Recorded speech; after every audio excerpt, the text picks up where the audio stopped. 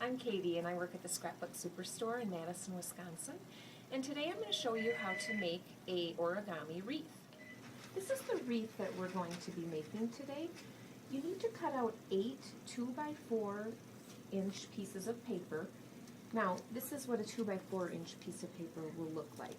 For demonstration purposes, I'm just going to use 3x5 so that you can see the folds easier. So, it will make a wreath this size, which makes a nice Christmas tree ornament or scrapbook page decoration. So, you cut out your 8 pieces of paper, and the first step is folding the piece of paper in half. Then you fold it in half this way. You open it up, and you want the open fold facing towards you, like this. It's very important that that faces forward towards you or it won't turn out.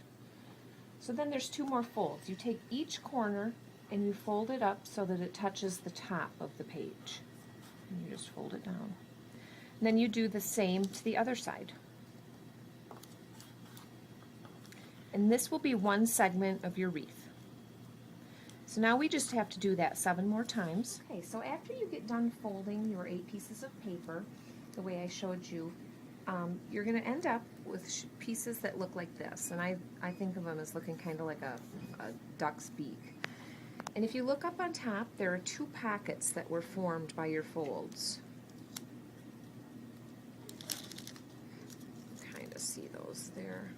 So what you're going to do is take 2 sections, both pointing like a duck's beak, and you're going to fit these 2 points into the pockets. Now sometimes that's easy and sometimes it isn't. I've found as long as I get one of the peaks into one pocket, the other one can just go in the middle and it's fine. It doesn't make any difference. So now you take another section, you look for those pockets. I see one really well right there, so I'm just going to stick one side into that and just put the other one in the middle. And you keep doing this for all 8 sections of your wreath.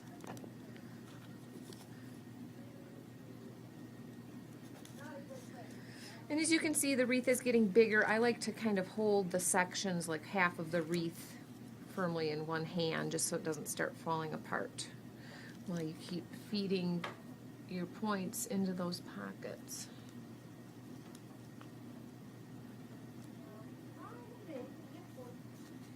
And you just push it down as far as it goes, just to get it firmly in there.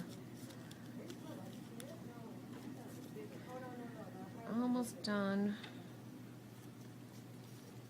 With the smaller size, the 2x4 pieces of paper that I used for my card, it's easier, you know, the wreath is smaller, so you're not really having to hold this big ungainly wreath like I'm doing.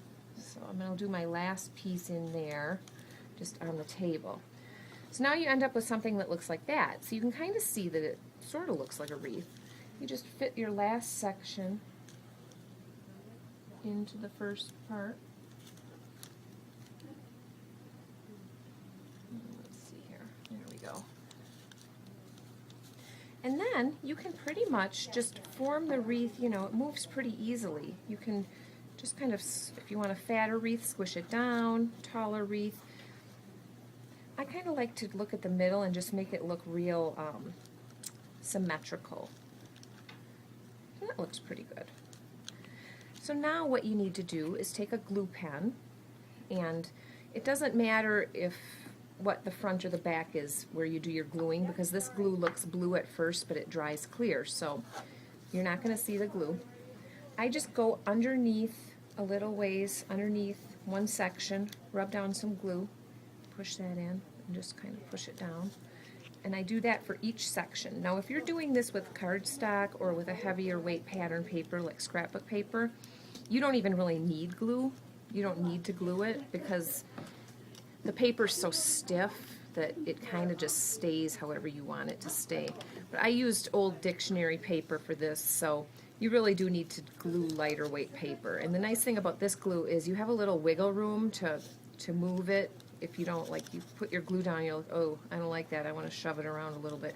There's time to shove it around and get it to look the way you want it to look. So you'll end up with a wreath that looks like this. This is the one that you will end up with a 2x4 piece of paper. This is 3x5. So this is the one, the size I made for my card. And I used the tonic punch to make my page accents, the little holly leaves. This punch is great. It makes really cute accents. And then I used just little red pearls for the holly berries and stuck a bow on there and a loop to hang it if you wanted it as a tree ornament. And that's pretty much it. Thanks so much for joining us for our drop-in demo today. Hopefully you can stop in sometime soon and see it in person. Otherwise, see us on Facebook or at scrapbooksuperstore.net.